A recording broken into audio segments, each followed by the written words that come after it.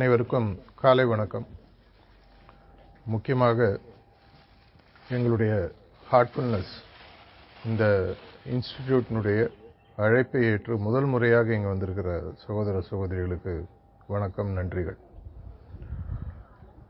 கும்பகோணத்துக்கும் எனக்கும் ரொம்ப பரிச்சயம் உண்டு. நிறைய பேருக்கு தெரிஞ்சவங்களுக்கு தெரியும். அவர் சென்னைன்னு சொன்னதுனால ஒரு சின்ன கிளாரிஃபிகேஷன். 1920 ஆரம்பித்து அவருடைய கடைசி சர்வீஸ் வரைக்கும் என்னுடைய தாத்தா இந்த ஊரில் சிவில் லாயராக இருந்தார். என்னுடைய அம்மா படித்தது பார்த்தீங்கன்னா இந்த பானாதுரை ஸ்கூல் அப்படின்னு சொல்லி அவங்க வாழ்ந்ததெல்லாம் பக்தபுரி அக்ரஹாரம். அஃப்கோர்ஸ் நான் பிறக்கிறதுக்கு முன்னாடி அவங்க சென்னைக்கு வந்துட்டாங்க. அதனால் வருஷம் இங்கே தஞ்சாவூர் இந்த பெல்ட்டெல்லாம் நிறையா ரிலேஷன் இருக்கிறதுனால வரது உண்டு. எதற்காக சொல்கிறேன்னா, சென்னைன்றது ஒரு முகம், எல்லாருக்குமே பார்த்தீங்கன்னா பூர்வீகம்னு சொல்லுவாங்க. அது இந்த இடம். தமிழில் பல படிக்கிறதுக்கு நிறைய விஷயங்கள் இருக்குது. அப்பேற்பட்ட ஒரு செம்மொழி உலகத்திலேயே இருப்பதற்குள் ரொம்ப பழைய மொழின்னு சொல்லுவாங்க. இதில் புறநானூறு அப்படின்றது படிச்சிருந்தீங்கன்னா 192வது பதிவு கணியன் பூங்குன்றனார் எழுதினது பார்த்தீங்கன்னா, தீதும் நன்றும் பிறர் தர வாரா அப்படின்னு சொல்லி ஒரு பாட்டு வரும். முக்கியமாக இந்த ஹார்ட்ஃபுல்னஸ் பயிற்சிக்கும் நம்மளுடைய வாழ்க்கையை வாழ்வதற்கும் ரொம்ப ரொம்ப யூஸ்ஃபுல்லாக இருக்கக்கூடிய விஷயம். முக்கியமாக நான் பல இடங்களில் இதை பற்றி நான் பேசுகிறது உண்டு. நமக்கு நார்மலாக என்ன நம்ம வாழ்க்கையில் நம்ம பார்க்கக்கூடிய ஒரு விஷயம்னு பார்த்தீங்கன்னா, நம்மளுடைய வாழ்க்கையில் வரக்கூடிய வெற்றி தோல்விகள் இது எல்லாத்துக்குமே நம்ம வெளியில் இருக்கிறவங்கள குறை சொல்லக்கூடிய உலகம். என் வாழ்க்கை சரியாக அமையலைன்னு சொன்னால் இதுக்கு உலகம் பொறுப்பு, நான் சரியாக படிக்கலைன்னா வாத்தியார் பொறுப்பு, எனக்கு வேலையில் ப்ரொமோஷன் கிடைக்கலன்னா என்னோடய உயர் அதிகாரி பொறுப்பு, கடவுள் எனக்கு என்னுடைய இஷ்டப்படி அவர் எல்லாத்தையும் கொடுக்கலன்னா கடவுளை திட்டுவோம். ஆனால் நம்ம எல்லாருமே மறந்துடுறோம். இந்த முக்கியமாக ஆன்மீகத்தில் சொல்லக்கூடிய ஒரு முக்கியமான விஷயம், உங்களுடைய இன்னைக்கு இருக்கக்கூடிய நிகழ்காலமானது நீங்கள் ஏற்கனவே உருவாக்கினது. இனிமேல் வரக்கூடிய எதிர்காலம்ன்றது 10, 20, 30 வருஷம் தள்ளி, நாளைக்கு நாளினிக்கு அடுத்த நிமிஷம் கூட எதிர்காலம்தான். இது எல்லாமே பார்த்தீங்கன்னா இந்த ஒரு வாக்கியத்தில் அடைஞ்சிடும். தீதும் நன்றும் பிறர் தர வாரா. உலகத்தில் இருக்கக்கூடிய அனைத்து ஜீவராசிகளில் மனுஷனுக்கு மட்டும்தான் ஒரு தனிப்பட்ட ஒரு சக்தி இருக்கு. இந்த சக்தி நிறைய பேருக்கு உண்மையாகவே தெரியறதில்லை. இந்த சக்தி நமக்கு சரியாக தெரியும் பொழுது நம்மளுடைய வாழ்க்கையை நம்மளுடைய கையில் எடுத்துக்கிறதுக்கு ஒரு முதல் படியில் நம்ம வரோம். இது எந்த வயசுன்றது முக்கியம் இல்லை. 10 வயசோ 15 வயசோ 50 வயசோ 60 வயசோ 70 வயசோ ஏதோ ஒரு காலகட்டத்தில் இது நமக்கு புரியும் பொழுது நம்மளுடைய வாழ்க்கை இன்னும் சிறப்பாக அமையக்கூடிய வாய்ப்புகள் இருக்கு. என்ன வித்தியாசம் மனிதனுக்கும் மற்ற ஜீவராசிகளுக்கும் பார்த்தீங்கன்னா, ஜீவராசிகள் உலகத்தில் கிட்டத்தட்ட 2 கோடி ஜீவராசிகளுக்கு மேலே இருக்கிறதா சொல்கிறாங்க. இதில் மனிதனுக்கு மட்டும்தான் 2 முக்கிய வித்தியாசங்கள் இருக்கு. நம்மளால் மட்டும்தான் சிந்திக்க முடியும், வேறு எந்த ஜீவராசிகளாலும் சிந்திக்க முடியாது. தி எபிலிட்டி டு திங்க் அப்படின்னு சொல்லுவாங்க. இந்த சிந்தனைன்றது முக்கியமாக பார்த்தீங்கன்னா பகுத்து அறிவு அப்படின்னு சொல்லுவாங்க. நம்மளுடைய ஊரில் பகுத்தறிவுன்ற வார்த்தையை நம்ம அரசியல்வாதிகளால் பல விதமாக புரிஞ்சுக்கிறோம். ஆனால் முக்கியமாக இந்த பகுத்தறிவுன்றது என்னன்னு உங்களுக்கு புரியும் பொழுது அதை இன்னும் நம்மளால் யூஸ் பண்ணுறதுக்கு இன்னும் பெட்டராகும். பகுத்தறிவுக்கு நார்மலாக கொஞ்சம் நம்ம படிச்சிருந்தோம்னா நம்மளுக்கு தெரியக்கூடிய ஒரு வியாக்கியானம் இல்லை புரிதல் அப்படின்னு பார்த்தீங்கன்னா, எது நல்லது எது கெடுதல், எது சரி எது தவறு, எது இரவு எது பகல், எல்லாத்தையுமே நம்ம இருநிலைப்படுத்தி இதில் எது கரெக்டு எது தப்பு அப்படின்ற ஒரு முடிவெடுக்கக்கூடிய விஷயம் அப்படின்னு நார்மலாக புரிஞ்சுக்கலாம். ஆனால் அதையும் தாண்டி ஆன்மீகம் என்பது பகுத்தறிவுக்கு இன்னொரு அழகான விளக்கத்தை கொடுக்குது. எங்களுடைய குருநாதர்கள் சொல்லக்கூடிய ஒரு விளக்கம், உங்களுடைய வாழ்வில் நீங்கள் எந்த விளைவுகளை ஏற்படுத்த நினைக்கிறீர்களோ அந்த விளைவுகளை காரணமாக ஆக்கக்கூடிய அறிவு உங்களுக்கு மட்டும்தான் இருக்கு. ஒரு பையன் ஸ்கூல்ல படிக்கிறான்னா எனக்கு 100க்கு 100 வாங்கணும், ஒரு ஆஃபீஸில் ஒர்க் பண்ணுறவரு எனக்கு இந்த வருஷம் இவ்வளவு சம்பள உயர்வு வரணும், இல்லை இந்த பதவி உயர்வு வரணும், ஒரு வியாபாரத்தில் இருக்கிறவருக்கு என்னோட வியாபாரம் இவ்வளவு முன்னேற்றம், இவ்வளவு செழிப்பாக நடக்கணும், ஒரு வீட்டில் இருக்கிறவங்கன்னா என்னுடைய குடும்பம் இப்படி இருக்கணும். ஒவ்வொருத்தருக்கு சில விளைவுகள் மனசில் இருக்கும். நார்மலாக இந்த விளைவுகள் நம்மளுடைய மனதில் கற்பனையாகவும் ஆசையாக மட்டும்தான் இருக்கும். பயமாகவும் இருக்கும். ஐயோ இப்படி நடந்துருமோ, இந்த வியாதி வந்துடுமோ, ஏதாவது பிரச்சனை யாராவது. ஏன்னா உலகத்தில் தினசரி நம்ம பார்க்குறோம், ஆயிரக்கணக்கான பேர் ஏதோ ஒரு காரணத்தினால இறந்துட்டு இருக்காங்க. இயற்கை மரணத்தை தாண்டிய பல மரணங்கள் நடந்துட்டு இருக்கு. இப்போ ரீசெண்டாக கூட ஃப்ளைட் கிராஷ், எவ்வளோ விஷயங்கள் நம்ம பார்க்குறோம். இது எதற்காக சொல்லனா, இது எல்லாமே நம்ம வாழ்வில் நடக்கக்கூடிய விளைவுகள். இந்த விளைவுகளை உருவாக்குறது யாருன்னு பார்த்தீங்கன்னா நம்ம தான். எதனால்? இந்த விளைவுகளை உருவாக்கக்கூடிய முழு திறமையையும் அதிகாரத்தையும் இயற்கை உங்களுக்கு கொடுத்துருக்கு. கடவுள்ன்ற வார்த்தையை இங்க நான் கொண்டு வர விரும்புகிறேன். இயற்கையோட படைப்புல மனிதனுக்கு ஏதோ ஒரு இடத்துல இந்த ப்ராசஸ் ஆஃப் எவல்யூஷன் சொல்லுவாங்க. இந்த பரிணாம வளர்ச்சி வரும்பொழுது ஏதோ ஒரு இடத்துல இயற்கையானது ஒரு உயிரினத்தை உருவாக்குகிறது, சிந்திக்கக்கூடிய திறன். என்னுடைய வாழ்க்கையில் நான் எந்த விளைவுகளை உருவாக்க வேண்டும், அது எந்த விளைவாக வேணா இருக்கலாம். பொருளாதாரம் சார்ந்த வாழ்க்கையாக இருக்கலாம், ஆன்மீகம் சார்ந்த வாழ்க்கையாக இருக்கலாம், சமூக வாழ்க்கையாக இருக்கலாம். எப்படி எடுத்து பார்த்தீங்கன்னாலும் அதை உருவாக்கக்கூடிய முழு சக்தி உங்க கையில் இருக்கு. விளைவுகள் என்னன்றதை நம்ம மனசுல உருவாக்கி அதை எப்ப நம்ம ஒரு ஆசையிலிருந்து குறிக்கோளாக மாற்றுகிறோமோ, முதல் படி நம்ம வாழ்க்கையில் அப்பதான் எடுத்து வைக்கணும். தஞ்சாவூர் கும்பகோணம் பக்கத்துல எப்பவுமே ஒரு பழமொழி உண்டு. ஆசை இருக்கு தாசல் பண்ண, அதிர்ஷ்டம் இருக்கு கழுதை மேய்கன்னு சொல்லுவாங்க. தாசல்ன்றது அந்த காலத்துல கலெக்டருக்கு பேரு தாசில்தார், தாசல்னு சொல்லுவாங்க. ஆசை இருக்கு, ஆனா அதிர்ஷ்டம் இருக்கு கழுதை மேய்க. ஏன்னா அவன் அதற்கான எந்த விதமான காரண செயல்களையும் அவன் செய்யறதில்லை, அவனோ அவ்வளோ. இது உங்களுடைய வாழ்க்கையில என்னைக்கு தெளிவாக புரிகிறதோ அன்னைக்கு நீங்க முதலாக உலகத்தை கட் பண்ணிட்டு என்னுடைய வாழ்க்கை, என்னுடைய உலகத்துல நடக்கிற அனைத்துக்கும் நான் தான் பொறுப்புன்றது புரிய ஆரம்பிக்கும். ஆன்மீகம் நான் பல இடங்கள்ல சொல்லக்கூடியது. நம்ம ஆன்மீகத்துக்கு ஒவ்வொருத்தரும் ஒரு மாதிரி புரிதல் வச்சிருக்கோம். நான் சொல்லக்கூடிய ஒரு புரிதல் ரொம்ப சுலபமான புரிதல் பார்த்தீங்கன்னா, உங்களை கண்டுபிடித்து உங்களிடமே திரும்பி கொடுப்பது. நீங்க யாருன்றது உங்களுக்கு புரிஞ்சு, இதை தான் ரமண மகரிஷி 30 வருஷம் நான் யாருன்னு கண்டுபிடிச்சிட்டு இருந்தார், படிச்சிருக்கோம். நீங்க யாருன்றதை கண்டுபிடிச்சு உங்களுக்கு அது கொடுத்த பிறகு உங்களுக்கு ஒரு முக்கியமான ஒரு புரிதல் வாழ்க்கையில் வரும். இதுவரைக்கும் வரலன்னா, என்னுடைய நிகழ்காலமும் எதிர்காலமும் என்னுடைய கையில். என்னுடைய நிகழ்காலம் என்னுடைய இறந்த காலத்தில் நான் உருவாக்கியது. என்னுடைய சிந்தனைகள் மூலமாகவும் என்னுடைய செயல்கள் மூலமாகவும். இது தன்னிச்சையாக நடக்கும் பொழுது எதிர்காலம் என் கையில் அமைகிறது. மற்றவர்களுடைய விருப்பத்தின்படி அமையும் போதோ இல்ல இஷ்டத்துக்கு அப்படியே விடும் பொழுதோ என்ன ஆகுதுன்னா, காத்துல பறக்க விட்ட இலை மாதிரி அது பாட்டு போயிட்டே இருக்கு. அப்படின்னா நான் என்ன பண்ணணும்? என்னுடைய எதிர்காலத்தை என்னால் மாற்றி அமைக்க முடியுன்ற முதல்ல ஒரு நம்பிக்கை நமக்கு வரணும். இதை தான் ஆன்மீகம் சொல்லிக் கொடுக்கும். இதற்கு உங்களுக்கு இருக்கக்கூடிய முக்கியமான ஒரு சக்தின்னு பார்த்தீங்கன்னா உங்களுடைய பகுத்தறியும் சக்தி. இதை 120 130 வருஷத்துக்கு முன்னாடி நரேந்திரன் ஒருத்தர் கண்டுபிடிக்கிறார். அவருடைய பேர் அப்புறம் விவேகானந்தர்னு மாறுது. விவேகானந்தானா என்னன்னு பார்த்தீங்கன்னா, விவேகம் ஆனந்தம் இரண்டும் சேர்ந்தது. விவேகம்னா பகுத்தறிதல், ஆனந்தம்ன்றது உண்மையான வாழ்க்கையில் மகிழ்ச்சி என்ன. இதை அவரு தன்னுடைய முயற்சியின் மூலமாக, தன்னுடைய குருநாதரின் உதவியின் மூலமாக கண்டுபிடிச்சதுனால அவருக்கு இந்த உலகம் கொடுத்த பேரு விவேகானந்தர். அந்த விஷயத்துல பார்த்தீங்கன்னா நம்மளால ஒவ்வொருத்தரும் விவேகானந்தர் மாதிரி ஆக முடியும்.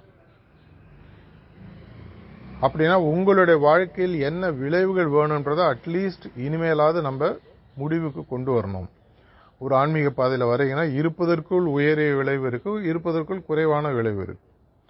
ஒரு பொருளாதார வாழ்க்கையில் வரீங்கன்னா, இருப்பதற்குள் குறைவான விளைவுகள் என்ன நடக்கிறபடி அப்படியே விட்டுரு, என்ன நடக்குதோ பார்த்துக்கலாம். இருப்பதற்குள் ரொம்ப உயரிய விளைவு உலகத்திலே இருப்பதற்குள் இந்த மாதிரி ஒரு செல்வந்தராக நான் வரணும், இல்லை இந்த மாதிரி ஒரு சாதனையாளராக வரணும், இல்லை இந்த மாதிரி ஒரு விஷயத்தை நான் கண்டுபிடிச்சு ஒரு விஞ்ஞானின்ற பேர் எடுக்கணும், இல்லை இந்த மாதிரி ஸ்போர்ட்ஸில் வரணும். இந்த எண்ணம் வரும்பொழுது என்னுடைய மனதிற்கு நான் முதலாக ஒரு உயிர் கொடுக்கிறேன். என்னுடைய எதிர்காலம் என்பது விளைவுகள் சார்ந்தது. பல விளைவுகள் சேரும் பொழுது உங்க வாழ்க்கையாக மாறுகிறது. சின்னதா இன்னைக்கு என்ன பிரேக்ஃபாஸ்ட் நீங்க சாப்பிட்றீங்கன்னா அது ஒரு சின்ன விளைவு. இதை நீங்க தொடர்ச்சியாக சரியாக சாப்பிட்டீங்கன்னா உடல் நல்லா இருக்கும். மீண்டும் மீண்டும் மீண்டும் தவறாக சாப்பிட்டோம்னு சொன்னா உடல்ல வரக்கூடிய உபாதைகள் என்னன்றது நம்மளுக்கு தெரியும். இது மாதிரி ஒவ்வொரு விஷயமும் இதே மாதிரிதான் ஆன்மீகம் சார்ந்த விஷயங்கள். கடவுள் படைத்தவன் என்பது உண்மையாக இருந்து அந்த கடவுளை நோக்கி நாம் செல்வது என்பது ஆன்மீக குறிக்கோளாக இருக்கும் பட்சத்தில் அதை நோக்கி நாம் செல்வதற்கு தினசரி என்ன செய்யணும்? இந்த விளைவுகள் என்பது குறிக்கோளாக வைக்கும் பொழுது மனசுக்கு ஒரு ஃபோக்கஸ் கிடைக்குது. இப்போ ரோட்ல நான் போயிட்டு இந்த ரோடு எங்க போகுதுன்னு கேட்டா முதல்ல அவர் என்ன கேள்வி கேட்பார், நீங்க எங்க போகணும்னு சொல்லி கேட்பார். அப்படின்னா என்னுடைய வாழ்க்கையில நான் எங்க போறேன்? அது பொருளாதார வாழ்க்கையோ ஆன்மீக வாழ்க்கையோ, இல்லை நீங்கள் ஏற்கனவே இந்த பாதையில் இருந்து பல வருடங்களாக பயிற்சி செய்பவரோ, இல்லை ஒரு தன்னார்வல தொண்டராக இருக்கீங்களோ, என்னுடைய வாழ்க்கையில் நான் எங்கே போகணும்? பல இடைப்பட்ட குறிக்கோள்கள் வச்சுட்டு அதன் மூலமாக ஒரு தொலைநோக்கு குறிக்கோளும் வைக்க முடியும். ஒரு 10 வருஷம் கழிச்சு இப்படி ஆகணும், 20 வருஷம் கழிச்சு இப்படி ஆகணும். அப்படின்னா இன்னைக்கு 6 மாசத்துல என்ன ஆகணும், ஒரு வருஷத்துல என்ன ஆகணும்? இரண்டாவது நம்மளுக்கு முக்கியமான விஷயம் தெரிய வேண்டியது, என்னுடைய இந்த விளைவுகளை காரணங்களாக செயல்களாக மாற்ற வேண்டிய பொறுப்பு என்கிட்ட மட்டும்தான் இருக்கு. ஒண்ணுமே செய்யாம நான் மாட்டு உட்காந்துட்டு என் வாழ்க்கையில் எதுவும் சரியா நடக்கல, எனக்கு வெற்றிகள் வரல, என்னுடைய ஆன்மீக முன்னேற்றங்கள் அமையல அப்படின்ற நம்ம எல்லாருமே மற்றவங்கள்ட்ட எப்பவுமே வெற்றிகள் வரும்போது என் குருநாதர்கள் சொல்லுவாங்க, வெற்றிகள் வரும்போது நம்ம முழு பொறுப்பை நம்ம என்னாலதான் நான் ஜெயிச்சேன். ஆனா தோல்விகள் அதுதான் வாழ்க்கையில நிறைய பேருக்கு நிறைய வருது. அது வரும்பொழுது நம்ம உலகத்தை பழி சாட்டுகிறோம். இது நம்மளுக்கு எப்ப புரிகிறதோ, ஆன்மீகமாக இருக்கட்டும் பொருளாதாரமாகட்டும், முதல் நம்ம அடி எடுத்து வைக்கிறோம். இன்னைக்கு உங்களுக்கு இதனுடைய அர்த்தம் முழுமையாக புரியாமல் இருக்கலாம். ஆனா உங்க வாழ்க்கையில நீங்க ஒரு எக்ஸ்பீரியன்ஸ், ஒரு எக்ஸ்பெரிமெண்ட் பண்ண ஆரம்பிங்க. நாளைக்கு என் வாழ்க்கையில என்ன நடக்கணும், ஒரு வாரம் கழிச்சு என்ன நடக்கணும், ஒரு மாசம் கழிச்சு என்ன நடக்கணும், இந்த விளைவுகளை குறிக்கோள்களாக தெளிவாக மாற்றுங்க. அதற்கு ஏற்ற காரணங்களை இன்னிலிருந்து உருவாக்க ஆரம்பிங்க. இன்னைக்கு நீங்க ஆன்மீகத்துக்கு வந்திருக்கீங்க. ஆன்மீகத்தில் இருப்பதற்குள் ஒரு உயரிய நிலை அப்படின்னா கடவுளை போன்ற தன்மைகளை பெறுதல்னு சொல்லுவாங்க. இந்த கடவுளை போன்ற தன்மைகள் நான் பெறணும்னு சொன்னா நமக்கு இருப்பது வாழ்க்கையில எந்த நேரத்தில் பார்த்தீங்கன்னா ஒரு நாள் என் முன்னாடி இருக்கு. நாளைக்கு என்ன நடக்குன்றது எனக்கு தெரியாது, நாளைக்கு இருப்பேனான்றது கூட தெரியாது. ஆனா இன்னைக்கு நான் இங்க இருக்கும் பொழுது என்னுடைய வாழ்க்கையில் பொருளாதார வாழ்க்கையோ ஆன்மீக வாழ்க்கையோ சமூக வாழ்க்கையோ இதுல நான் என்னவாக மாற வேண்டும் என்பது என் மனசுல தெளிவா இருந்தா நாளைக்கு நான் அதை செய்யணும். ஒரு ஸ்டூடெண்டா இருந்தா நாளைக்கு இந்த சாப்டர் நான் கரெக்டா படிப்பேன். நாளைக்கு இந்த சாப்டர் நான் கரெக்டா படிக்கணும், அதற்கு நான் இன்னைக்கு எப்படி தயாராகணும், அது காரணங்கள். இதை நம்ம சரியாக புரியும் பொழுது கணியன் பூங்குன்றனார் சொன்ன வார்த்தைகள் நமக்கு மெதுவாக புரிய ஆரம்பிக்கும். தீதும் நன்றும் பிறர் தர வரா. என் வாழ்க்கையில் ஏதாவது தவறாக நடந்தால் தீதுன்னு எடுத்துக்கலாம். மற்றவங்க எனக்கு சரியாக விஷயங்களை செய்யலைன்னா தீதுன்னு எடுத்துக்கலாம். தீதும் நன்றும் நல்ல விஷயங்கள் நடந்தால் எல்லாருக்கும் சந்தோஷம். நான் நல்ல விஷயன்றது ரொம்ப அப்படி அத்திப்பூத்தா போல நடக்குது நம்மளோட வாழ்க்கையில. ஆனால் நமக்கு மனது ஒவ்வாத விஷயங்கள் தீதுன்னு சொல்லலாம். தீதுன்றது நேரடியாக தீதுன்னு சொல்ல முடியாது, எனக்கு அது பிடிக்கல. அப்படின்னா இன்னிலேருந்து நீங்க ஒரு முயற்சியில் ஈடுபடலாம். என்னுடைய வாழ்க்கையில் நான் என்னவாக ஆக வேண்டும், எது எனக்கு நல்லது எது எனக்கு தீதுன்றதை நீங்க ஒரு லிஸ்ட் போடுங்க. இதெல்லாம் நடக்கக்கூடாது, இதெல்லாம் நடக்கணும். இந்த தெளிவு வரும்போது உங்களுடைய விளைவுகளை நீங்கள் நிர்ணயிக்கிறீர்கள். அந்த விளைவுகளுக்கு ஏற்றாற்போல் காரணங்களை அமைக்கிறீர்கள். இதற்கு ஆன்மீகம் எங்க வருது?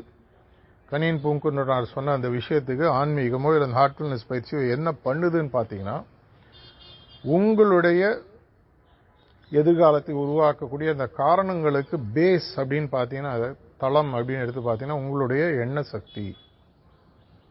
ஒரு மனிதனாக பிறந்தவனுக்கு காத்தாலே சாயங்காலம் வரைக்கும் 50,000-60,000 எண்ணங்கள் வருவதாக சொல்கிறாங்க. ஒவ்வொரு எண்ணமும் ஒரு விதை, ஒவ்வொரு விதையும் ஒரு மரமாக மாறுகிறது. நான் மாமரத்துக்கான கிளையோ விதையோ போட்டுட்டு அதில் பலாப்பழம் வளர்ந்ததுன்னா மரத்தை திட்டி பிரயோஜனம் இல்லை. என்னோட வாழ்க்கையில் என்ன நடக்கணும், எதை நான் விதைக்கணுன்றதை முடிவு செய்ய வேண்டிய முழு உரிமை எனக்கு இருக்கு, முழு கடமை எனக்கு இருக்கு, முழு திறமையும் எனக்கு இருக்கு. அப்படின்னா என்னுடைய எண்ணங்களை மாற்றணும். என்னுடைய எண்ணங்கள் ரொம்ப சிம்பிளாக சொன்னால் நேர்மறை எண்ணங்களாக மாறணும். எதிர்மறை எண்ணங்களாக இருக்கக்கூடாது. பாசிட்டிவ் எண்ணங்களாக இருக்கணும், நெகட்டிவ் எண்ணங்களாக இருக்கக்கூடாது. அப்படின்னா இந்த தியான பயிற்சி அங்கே தான் உங்களுக்கு வந்து ஹெல்ப் பண்ணுது. அதனால தான் நாங்கள் பண்ணுறது ஆக்சுவலாக பார்த்தீங்கன்னா ஒரு சொசைட்டிக்கான சர்வீஸ். எந்த மதமோ எந்த விதமான பாகுபாடும் இல்லாமல் எல்லாருக்கும் ஏன் கொடுக்குறோன்னா, இது உங்களுடைய வாழ்க்கையை சரியான முறையில் நல்ல முறையில் மாற்றக்கூடிய ஒரு விஷயம். இன்னைக்கு முக்கியமாக தமிழ்நாட்டில் எல்லாரும் படக்கூடிய விஷயம் பார்த்தீங்கன்னா, முக்கியமாக கல்லூரி மாணவர்களுக்கு எல்லாருக்குமே இருக்கக்கூடிய போதை பழக்கம், இந்த மாதிரி விஷயங்கள். அப்படின்னா இந்த போதை பழக்கம், இந்த மாதிரி தவறான விஷயங்கள் எங்கேருந்து வருது பார்த்தீங்கன்னா, அவங்களுடைய மனதில் வருகிறது. எதையோ ஒன்றத்தை பார்க்குறாங்க, அது பார்க்கும்போது நல்லா இருக்கு, அது அவங்களுடைய எண்ணத்தை தொடுகிறது. அந்த எண்ணத்தை தொடும்போது அது செயலாக மாறுகிறது. மீண்டும் மீண்டும் அதே எண்ணம் வரும்போது செயலாக மாறுவதற்கான வாய்ப்புகள் ஜாஸ்தின்னு விஞ்ஞானம் சொல்லுது. ஆன்மீகம் சொல்ல, விஞ்ஞானம் இதுதான் சொல்லுது. What you think repeatedly you tend to become. அதை தான் நாங்கள் தியானமாக மாற்றுறோம். ஒரே எண்ணத்தில் உங்கள் மனசு உங்களால் நிலையாக வைக்க முடிஞ்சதுன்னா அது உங்கள் வாழ்க்கை வெற்றியோ, குடும்பத்தின் வெற்றியோ, உலகத்தின் வெற்றியோ, மாநிலத்தின் வெற்றியோ. அப்போ உங்களோட வாழ்க்கையில் நீங்கள் எடுத்தது எல்லாமே எது நேர்மறை நீங்கள் நினைக்கிறீங்களோ. பல இடங்களில் நான் சொல்லக்கூடிய உண்டு, தீவிரவாதிக்கு தன்னுடைய எண்ணத்தின் மேல் இருக்கிற நம்பிக்கையில் ஒரு பங்கு கூட நமக்கு நம்ம மேலே இருக்கிறது. அவன் தவறு பண்ணன்றதுல ரொம்ப தெளிவாக இருக்கும். அவன் மைண்டில் வேறு எதுவுமே கிடையாது. எப்படி ஒரு அர்ஜுனனுக்கு அம்பு விடும்போது அந்த மீனினுடைய கண்ணு மட்டும் தெரிஞ்சதோ, பறவையினுடைய கண்ணு மட்டும் தெரிஞ்சதோ, அதே மாதிரி தவறு செய்பவர்களுக்கு அவங்களுடைய எண்ணத்தில் தெளிவு ரொம்ப கரெக்டாக. ஒரே விஷயம், இன்னைக்குள்ள நைட்டுக்குள்ள இந்த வீட்டில் திருடணும், இல்லை இவங்களுக்கு இந்த தீங்கு இழைக்கணும், இந்த விஷயத்தை பண்ணால் அவங்க ரொம்ப தெளிவாக இருக்காங்க. அந்த தெளிவு நமக்கு வந்துடுதுன்னு சொன்னால் நம்மளுடைய எண்ணத்தை நம்ம மெதுவாக நம்ம சொன்னபடி மாற்றி அமைக்குது. இதுதான் சிம்பிளாக நீங்கள் கடைசியாக செஞ்சு 25 நிமிஷம் தியான பயிற்சி. 25-30 நிமிஷம் உட்காந்தீங்க. ஒவ்வொருத்தரும் ஒரு நிலையில் நீங்கள் தியானத்தை அனுபவிச்சிருப்பீங்க. சில பேருக்கு அது மனசால பாஞ்சிருக்கும், சில பேருக்கு ஒரு இடத்துல இருந்திருக்கும். சித்திரமும் கைப்பழக்கன்ற மாதிரி போக வரும். சைக்கிள் ஓட்டுறீங்கன்னா ஒரே நாளில் சைக்கிள் ஓட்ட கற்றுக்க முடியாது. சமைக்கிறவங்க எல்லாரும் ஒரே நாளில் கற்றுட்டு இருக்க மாட்டீங்க. இன்னைக்கு கூட புதுசாக ஏதாவது செய்றீங்க. இதை போன்று உங்களுடைய எண்ணத்திற்கு தினசரி ஒரு 15, 20, 30 நிமிஷம் பயிற்சி கொடுக்குறோம்.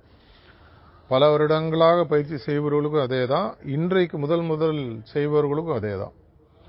இதை என்னுடைய எண்ணத்தை நான் பயிற்சி செய்ய ஆரம்பிக்கும் பொழுது மெதுவாக என்னுடைய எண்ண ஓட்டம் இவ்வளவு நாளா அதுபடி நான் ஓடிட்டு இருந்தேன், இனிமேல் என்னுடைய எண்ணப்படி அது ஓட ஆரம்பிக்கும். ஆன்மீகத்தில் முக்கியமாக சொல்றது, மனதை வெல்வது தான் உங்களுடைய முதல் வேலை. அது கடைசி வேலை இல்லை, அதுதான் முதல் வேலை. குதிரையை வளர்க்குறோம், அப்புறம் குதிரையை ஓட விடுறோம், குதிரை நம்ம பேசி கேட்காம ஓடிட்டு இருக்கு. அந்த குதிரை மேலே ஏறி உட்காரது எவ்வளோ கஷ்டம்னு அது வளர்த்து விட்டவனுக்கு தெரியும். அதே மாதிரி என்னுடைய மனது ரொம்ப சின்னதாக இருக்கும்போது அதை நான் விட்டுட்டு அது வளர்ந்ததுக்கப்புறம் அது மேலே ஏற வைக்க முடியாமல் நம்ம கஷ்டப்பட்டுட்டு சுற்றிட்டு இருக்கோம். ஆனால் எந்த ஸ்டேஜில் வேணால் ஏறி உட்கார முடியும். அந்த பயிற்சியை உங்களுக்கு கொடுப்பது தான் எங்களுடைய நோக்கம். உங்களுடைய தியானத்தில் முதல்ல என்ன சொன்னாங்க, எல்லா இடத்திலும் வியாபித்திருக்கக்கூடிய தெய்வீக ஒளியானது உங்களுடைய இதயத்திலும் ஒரு ஒளி ரூபமாக இருக்கு அப்படின்ற ஒரு எண்ணத்துடன் உட்கார சொன்னாங்க. எதற்கு? உங்க மனசுக்கு ஒரே இடத்துல உங்க மனதை வைப்பதற்கான பயிற்சியை கொடுக்கிறீர்கள். கொஞ்ச நாள் என்ன ஆகும், நீங்க உட்காந்து இதை பத்தி நான் யோசிக்கணும்னா உங்க மைண்ட் அதை பத்தி யோசிக்கும். அதை நீங்க எதுக்கு வேணா யூஸ் பண்ணலாம். கடவுளை புரிவதற்கு யூஸ் பண்ணலாம், வாழ்க்கையில வெற்றி பெறுவதற்கு யூஸ் பண்ணலாம், பரீட்சையில் மார்க் வாங்குறதுக்கு யூஸ் பண்ணலாம், படித்த விஷயங்கள் ஞாபகத்துக்கு வச்சுக்கிறது யூஸ் பண்ணலாம். பரீட்சையில் போகும்போது பல லட்சக்கணக்கான மாணவர்கள்ட்ட நான் பேசும்போது எனக்கு கிடைத்த ஒரு புரிதல், படிக்கிறது எல்லாம் கரெக்டாக படிச்சிடறாங்க, பரீட்சைக்கு போகும்போது ஞாபகம் வர மாட்டேங்குது. ஏன் ஞாபகம் வரல? மனசு அங்கங்க அலபாயுது. அப்படின்னா அந்த மனசு ஒரு இடத்துல கொண்டு வரணும்னா படிச்சதை ஞாபகம் வச்சுட்டு திரும்பி நம்ம ரீகால் பண்ணணும்னு சொன்னால் மனசு ஸ்டேபிளாக ஒரு இடத்துல இருக்கணும். இரண்டாவது ஆன்மீகம் உங்களுக்கு கொடுக்கக்கூடிய ஹார்ட்ஃபுல்னஸ் பயிற்சி கொடுக்கக்கூடிய விஷயம்னு சொல்லி பார்த்தீங்கன்னா, உங்களுடைய வாழ்க்கையில் உங்களுடைய செயல்களை நீங்கள் செய்யும் பொழுது நீங்கள் நினைச்ச மாதிரி எல்லாம் நடக்காது. நீங்கள் நல்லா சமைச்சு வச்சிருப்பீங்க, வீட்டுக்காரரோ பையனோ யாரோ ஒருத்தர் வந்து இன்னைக்கு வந்து உப்பு சரியில்லை, காரம் சரியில்லை ஏதாவது சொல்லுவாங்க. இதே மாதிரி உங்கள் ஆஃபீஸில் நீங்கள் ஒர்க் பண்ணும்போது யாராவது ஒரு தப்பு சொல்லுவாங்க, நீங்கள் கரெக்டாக படிச்சிருந்தா டீச்சர் திட்டுவாங்க. அப்போ நம்மளுடைய மனதானது, இதயமானது மெதுவாக கொஞ்சம் அலபாய ஆரம்பிக்கும், கோவம் வரும். இவ்வளோ கஷ்டப்பட்டு பண்ண வைந்தால் இப்படி பேசுறாரு. உணர்வுகள் அப்படின்னு சொல்லுவார். எண்ணங்கள், உணர்வுகள், இது இரண்டையும் எவன் கண்ட்ரோலில் எடுத்து கரெக்டாக உட்காடுறானோ 2 குதிரை ஓடுற மாதிரி வாழ்க்கையில் ஜெயிச்சுட்டு தான் ஆன்மீகம் சொல்லுது. எது எனக்கு நடந்தாலும் சிதப்பிரக்யன் பகவத்கீதையில் கிருஷ்ணர் சொல்ற மாதிரி எது நடந்தாலும் அவன் வாழ்க்கையில் ஒரு சந்தோஷம், நிம்மதி இருக்கு. அப்படின்னா சந்தோஷமும் நிம்மதி உங்ககிட்ட தான் இருக்கு, வெளியில இல்லைன்னு கிருஷ்ணர் சொல்றாரு. இதை உங்களுக்கு புரிய வைக்குது. முதல்ல நான் சொன்ன மாதிரி எண்ணம் உங்க கையில கண்ட்ரோல் வரணும்னா தியானம். அன்றாடம் எனக்கு வரக்கூடிய பிரச்சனைகள் என்ன பாதிக்காம இருக்கணும்னா, இரண்டாவது நாங்க புதுசா வந்தவங்களுக்கு இன்னி நாளைக்கு உங்களுக்கு சொல்லிக் கொடுப்பாங்க, சுத்திகரிப்புன்னு சொல்லுவோம். இப்ப நீங்க என்ன திட்டுறது முக்கியம் இல்ல, அந்த திட்டத்தை நான் எப்படி வாங்கிக்கிறேன்றதுதான் முக்கியம். ஒரு 5 கிலோமீட்டர் தள்ளி யாரோ இப்போ திட்டிட்டு இருக்கான்னு வச்சு என் காதில் விழாது, அதனால எனக்கு எது விதமான பாதிப்பும் இல்லை.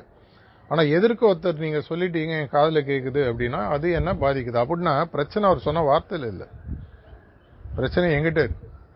அப்படின்னா அது அன்றாடம் எப்படி நீங்க ஒரு பால் காய்ச்சற பாத்திரத்தை மறுநாளைக்கு திரும்பி காய்ச்சறதுக்கு முன்னாடி அலம்பி வைக்கிறீங்களோ, அதே மாதிரி அன்னி உங்க ஹார்ட்டை தூய்மைப்படுத்தக்கூடிய ஒரு எளிமையான பயிற்சி. நாங்கள் பல இடங்களில் மீண்டும் மீண்டும் சொல்றது, எந்த விதமான மதமோ கம்யூனிட்டியோ ஜாதியோ இந்த பயிற்சியில் கிடையவே கிடையாது. ஏன்னா உங்களுடைய மனதையும் உங்களுடைய உணர்வுகளையும் சரி செய்வதற்கு தூய்மையாக வச்சுக்கிறதுக்கான ஒரு பயிற்சி தான் இன்னைக்கு சொல்லிக் கொடுத்துருக்கோம். இதை மெதுவாக செய்யும் பொழுது இனி உலகத்தில் இருக்கிற ஒருத்தருக்கு இதை எப்படி நீர், காற்று, சூரிய ஒளி, இந்த மாதிரி அந்த ஐம்பூதங்கள்னு சொல்ல இதனுடைய சேவைகள் நமக்கு தேவையோ, இதே மாதிரி இந்த எண்ணத்தையும் என்னுடைய உணர்வுகளையும் என்னுடைய கையில கொண்டு வந்து பயிற்சியை புரிவதற்கு எல்லாருக்கும் இன்னைக்கு பேசிக் ரைட்ஸ் அண்ட் கான்ஸ்டிடியூஷன்ல சொல்றாங்க. ஒவ்வொருத்தருக்கும் மினிமம் இவ்வளவு உங்களுக்கு உரிமைகள் இருக்கு. அந்த உரிமையில கொண்டு போய் ஒரு நாள் சேர்க்கணும். என்னுடைய அமெரிக்கன் கான்ஸ்டிடியூஷன்ல பாத்தீங்கன்னா பர்சியூட் ஆஃப் ஹாப்பினஸ் இஸ் கேரண்டீட்னு சொல்லுவாங்க. உங்களுடைய சந்தோஷத்தை தேடுவதற்கு கான்ஸ்டிடியூஷன்ல ரைட் இருக்கு. இந்தியாவில் அது மாதிரி கிடையாது. ஆனா ஒரு காலத்துல முடிஞ்சதுன்னா, அந்த சட்டத்தை மாற்ற முடிஞ்சதுன்னா, ஒவ்வொருடைய உணர்வையும் ஒவ்வொருடைய எண்ணத்தையும் அவங்களுடைய கையில கொடுப்பது தான் முக்கியமான கடமையாக அரசாங்கத்துக்கு இருக்கும். அது என்னுடைய பர்சனல் கருத்து. இது கவர்மெண்ட் ஒத்துக்கணுமோ நீங்க ஒத்துக்கணுன்ற அவசியம் இல்லை. ஆனா இது இரண்டும் சரியா அமைஞ்சதுன்னா உலகத்தில் என்ன நடத்தி செல்லக்கூடிய விஷயங்கள் இனிமேல் நான் நடத்துவதாக மாற ஆரம்பிக்கும். எனக்கு எது நடந்தாலும் அதை நான் எப்படி பாவிக்கிறேன், எப்படி எடுத்துக்கிறேன், இதன் மூலமாக எப்படி பாதிக்கப்படுகிறேன், பாதிக்கப்படாமல் இருக்கிறேன்றது என்னுடைய கண்ட்ரோல்ல வந்தது.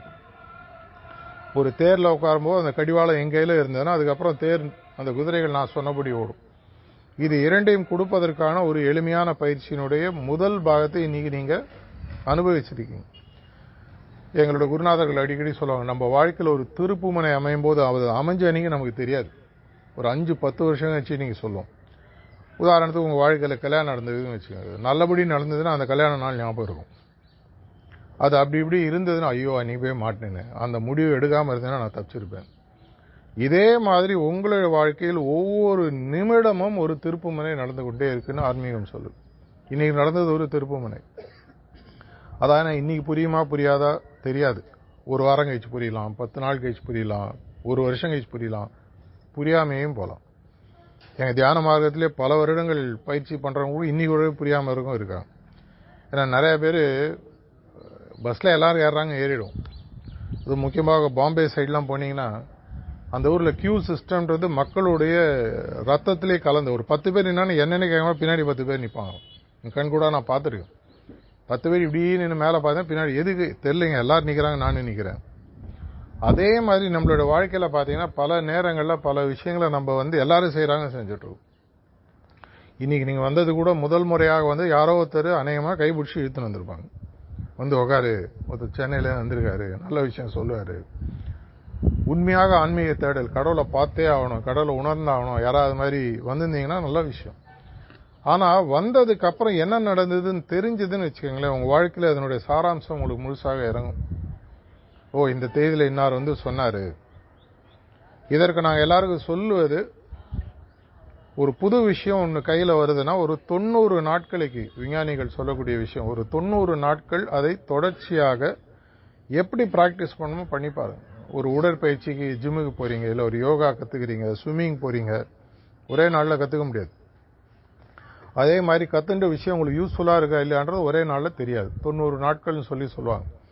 அதனால தான் நாமளும் கோயிலுக்கு போகிறவங்க பார்த்தீங்கன்னா ஒரு மண்டலம் 48 நாள். எதற்காகனா அந்த 48 நாளில் ஒரு டிசிப்ளின் உங்கள் மைண்டில் வரும். அதுக்கப்புறம் உங்களோட வாழ்க்கையில் தொடர்ச்சியாக இருக்கணுன்றது தான் அதனுடைய ஐதீகம். என்ன சரின்றது வேறு விஷயம். அதே தான் நாங்கள் சொல்லுவது 90 நாட்களுக்கு இந்த பயிற்சியை தினசரி ஒரு 45லேருந்து 50 நிமிஷம் ஒதுக்குவீங்க. கார்த்தால எழுந்த உடனே எவ்வளோ சீக்கிரம் முடியுமோ ஒரு 20-25 நிமிஷம் நீங்கள் நாங்கள் சொன்னபடி தியானம் பண்ணுங்க. எங்களுடைய ட்ரெயினர்ஸ்ன்னு சொல்லுவோம், ப்ரிசெப்டர்ஸ்ன்னு சொல்லுவோம், பயிற்சியாளர்கள் உங்களுக்கு இது சார்பாக என்ன பண்ணணுன்றது ஹெல்ப் பண்ணுவாங்க. அது இல்லாமல் இன்னைக்கு இருக்கக்கூடிய ஜென்ரேஷனில் ஃபோன்லேயே போனீங்கன்னா ஹார்ட்ஃபுல்னஸ்னு ஒரு ஆப் இருக்குது. உங்களோட மொழியில் நீங்கள் அதை டவுன்லோட் பண்ணிக்கலாம். ஆங்கிலமோ தமிழோ எந்த மொழியில் வேணால் நீங்கள் அதை டவுன்லோட் பண்ணி நீங்கள் வீட்டிலேருந்தே ப்ராக்டிஸ் பண்ணலாம். இன்றைக்கி எல்லாருமே பார்த்தீங்கன்னா எல்லாமே இன்றைக்கி ஊபரு, ஸ்விக்கி எல்லாமே வீட்டில் உட்காந்து செய்கிற மாதிரி வந்துருச்சு.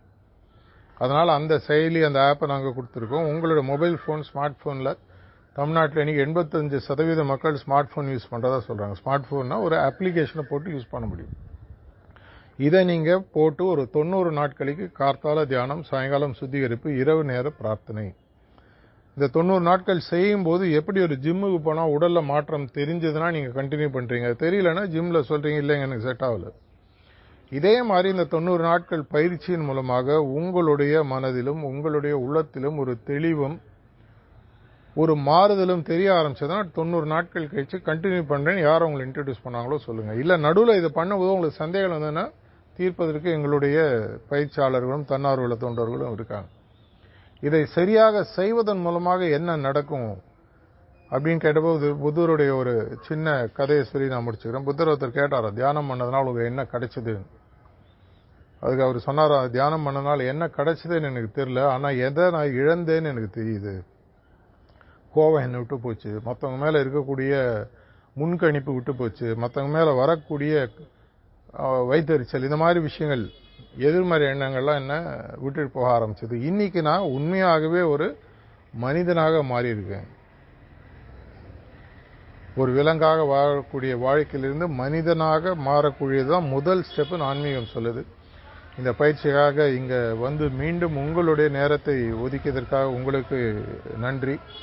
தீதும் நன்றும் பிறர் தர வாரான்ற மாதிரி உங்களுடைய வாழ்க்கையை இனிமேல் புரிஞ்சுட்டு உங்களுடைய கண்ட்ரோலை நீங்கள் எடுத்துட்டு தொடர்ச்சியாக இந்த பயிற்சியை செய்யுங்க. ஏற்கனவே செஞ்சவங்க இந்த பயிற்சியை இன்னும் பல பேருக்கு எடுத்துன்னு போய் செய்வதற்கான வாய்ப்புகள் நம்மளுக்கு மீண்டும் மீண்டும் நம்மளுடைய மார்க்கத்தில் இருக்கு. இது ஒரு ஃப்ரீ ஃபார் ஆல்னு சொல்லுவோம். எந்த விதமான என்ட்ரி ஃபீ கிடையாது, லைஃப் லாங் ஃப்ரீ, எந்த விதமான சார்ஜஸ் கிடையாது. நீங்கள் தொடர்ச்சியாக எப்போ வேணுமோ அதை செய்யலாம். இதை எல்லாரும் பயனிட்டு உலகத்துக்கு எல்லா இடத்துக்கும் போய் சேரணுன்ற ஒரு பிரார்த்தனையுடன் முடித்துக் கொள்கிறேன். நன்றி, வணக்கம்.